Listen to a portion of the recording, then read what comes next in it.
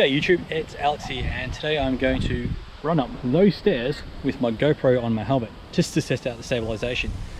Please let me know what you think. I'll also try it with my 1X and my 1 of the Insta360 variety, and we'll see how they compare.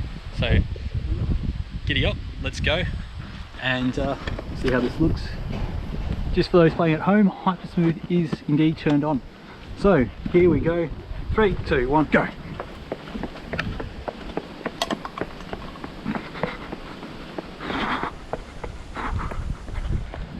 And back down.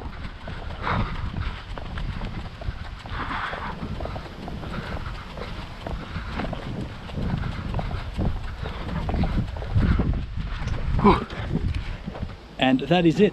Please like and subscribe down below.